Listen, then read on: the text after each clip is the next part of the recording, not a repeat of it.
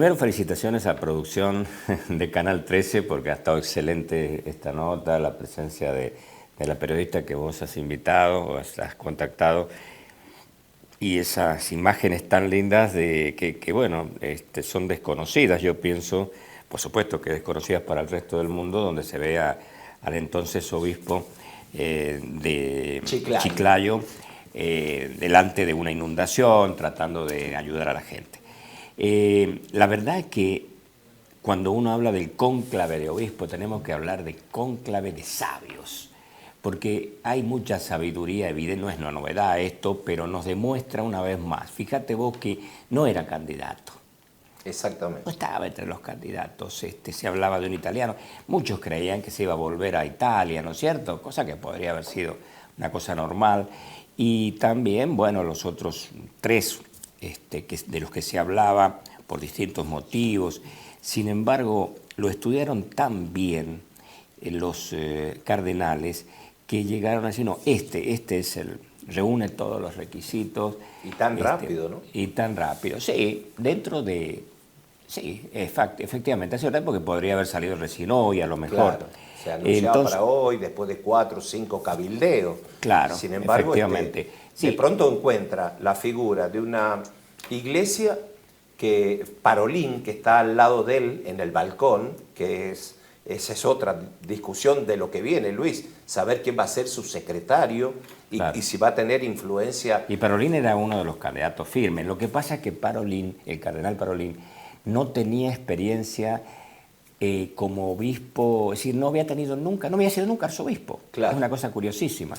Pero sí había sido tan allegado al Papa que era un sabio, digamos, cerca del Papa Francisco, pero esas cosas que a mí también me sorprendió que no había sido nunca arzobispo. Y eso, para ser Papa, necesitas haber tenido un recorrido. Un recorrido, un contacto con la gente. Bueno, pero de pronto aparece este hombre que se llama Roberto Francisco Prevost, ¿no es cierto? Que realmente vos te pones a ver la trayectoria y más allá de sus inicios en Estados Unidos, que bueno, allí estudió también en el Vaticano, pero quiero decir, él se dio cuenta que no era el país donde podía germinar toda su sabiduría, sus conocimientos o sus sueños. Y bueno, había que ir a un país católico por antonomasia, como son la mayoría de los países sudamericanos y en el caso del Perú.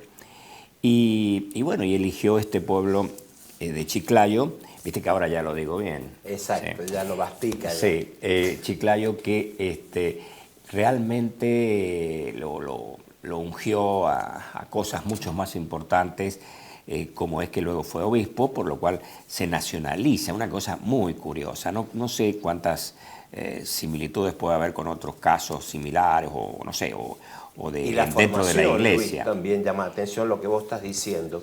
Él es licenciado en Ciencias Matemáticas. Sí. Es maestro de divinidad de la Universidad Teológica Católica de Chicago. Es licenciado y doctor en Derecho Canónico de la Universidad Pontificia de Santo Tomás de Aquino de Roma. Tiene un fuerte liderazgo administrativo, que también, porque hay que decir que el Vaticano es un Estado. Claro. Y como Estado es dominado por una mujer que puso Francisco como una especie de presidencia, para decirlo de alguna manera. Sí, es como si fuese la primera ministra, por decir Exacto. así.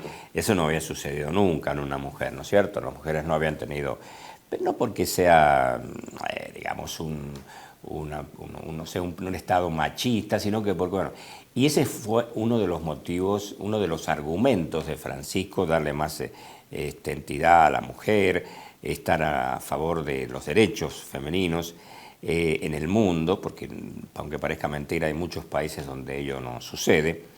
Y en el caso de los estudios de él allí en Roma, evidentemente ha completado los mejores estudios que puede hacer un cardenal y ha pasado varios años también viviendo en la capital, en el Vaticano, ¿no es cierto?, en la capital de Italia, donde aprendió también mucho más que lo que significa ser un obispo, ¿no es cierto?, ir un poquito más allá Y esos elementos son los que se han tenido en cuenta a la hora de ser elegido Papa. Exacto. Fíjate que el Papa, esto de la licenciatura en Ciencias Matemáticas, habría que preguntarle un día al Papa por qué, porque es una cosa muy curiosa, pero que tiene que ver, por supuesto, con el manejo de los fondos de la Iglesia también. Totalmente, que de eso siempre se ha estado en el último tiempo especulando con respecto a denuncias presuntas y algunas auditorías internas, porque no es un dato menor, 1.400 millones de católicos en el mundo, el equivalente a la población de China, claro, asisten, participan, tienen una... Y los aportes. Bueno, vos sabés que el problema económico en el Vaticano, en la Iglesia Católica, ha existido siempre. En realidad salta en tiempos de Pablo VI, ¿no es cierto? Luego Juan Pablo II también tuvo que enfrentarlo, pero quien más tuvo problema fue Benedicto XVI.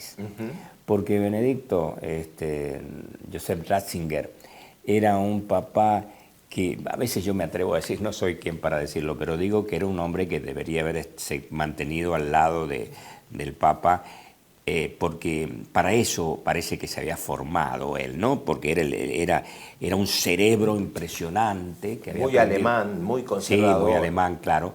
Y era un cerebro que no estaba acostumbrado no estaba dispuesto a manejar los conflictos de la Iglesia, ¿me entendés? Como un administrador, como que significa, como que lo es un jefe de Estado, y por eso terminó renunciando, pero era una joya dentro de la Iglesia, ¿no es cierto? ¿Querés que sumemos a este diálogo ya, digamos, en la síntesis de esta visión que estamos tratando de compartir con ustedes, a Jorge Olivero?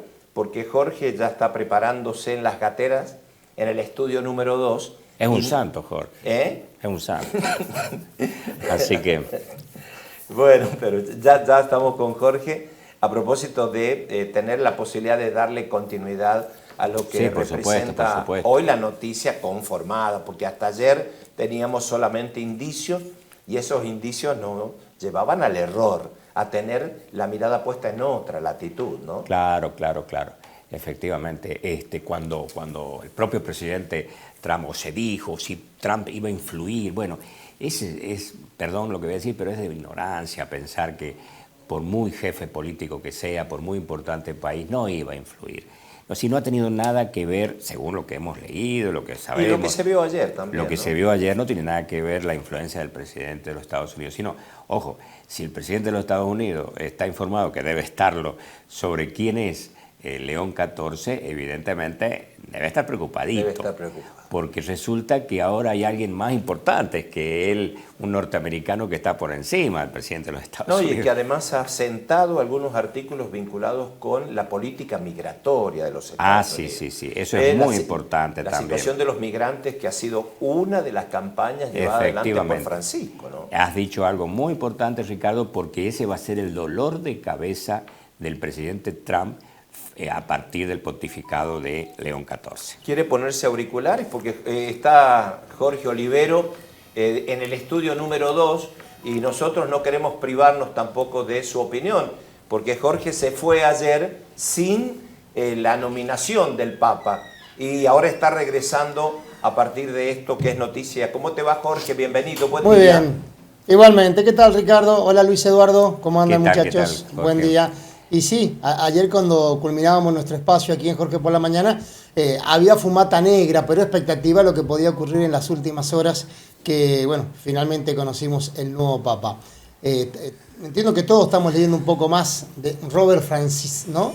Y muy interesante la nota que hacían con la colega peruana. Me quedé prendido hasta el final, chicos, porque uno se va nutriendo y créanme que ayer he hablado mucho al respecto de este nuevo Papa con fieles, allegados a la Iglesia, aquellos que son católicos participantes permanentemente, han festejado y mucho esta situación.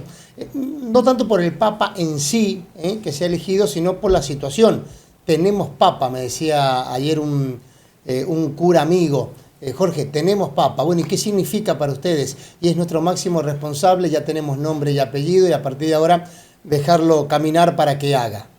mientras siga la Exacto. senda de Francisco. Francisco ha dejado un legado importante para los católicos, por lo menos lo que uno les pregunta, Francisco ha sido un verdadero líder con ideas muy claras. En ese sentido, Luis, ¿qué piensas que puede marcar de alguna manera el rumbo y en qué se puede distinguir? Porque quiero decir que hemos asistido hasta ayer a un cardenal que se llama Robert Prevost.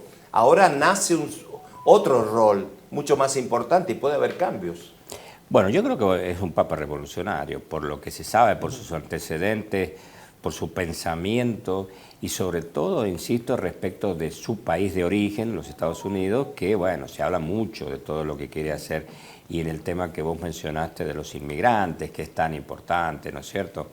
En ese país, en cualquier país, pero yo creo que va a marcar el rumbo de la Iglesia dentro, con muchas similitudes a la de Francisco, pero con mayor énfasis por aquello que, vuelvo a decir, tiene que ver con su antecesor, por decirlo de alguna manera, León XIII, que en aquel momento cambió el rumbo de la Iglesia, finales del siglo XIX, principios del XX, cuando se estaba produciendo un cambio tan grande en el mundo, ¿no es cierto? La Revolución Industrial, ¿de dónde viene el Día del Trabajador que hemos hablado acá? Claro. Justamente de aquellos años tan difíciles donde la gente, donde los trabajadores querían reivindicar sus derechos. Y ahí estaba León XIII.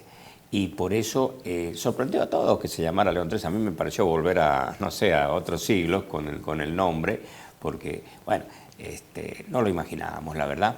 Ahora, muchachos, nació en Estados Unidos, sí, pasó gran parte de su vida en Perú, recién lo decía la colega, sí. Y tiene raíces españolas. Tiene raíces españolas por su madre, efectivamente. Martínez. Pero fíjate que cualquiera diría que se podría haber llamado Agustín, ¿por qué no? O Francisco II, si uno piensa... O Francisco II, sí. Pero Agustín porque es agustino, pero no, sin embargo eligió este nombre, es muy significativo. Está como para ir a analizar un poquito más aquella época del papado de León XIII. De la Rerum Novarum, de la doctrina social de la Iglesia. Claro, claro. Y de lo que va a dejar Jorge a partir de ahora con relación a este tema, porque nosotros hemos insinuado, somos siempre el iceberg, lo que se ve a primera hora en la pantalla del 13, pero lo profundo viene a partir de ahora. Y te agradezco mucho, Luis, que siempre nos ayudes Un abrazo, querido Luis. a ingresar en estos temas.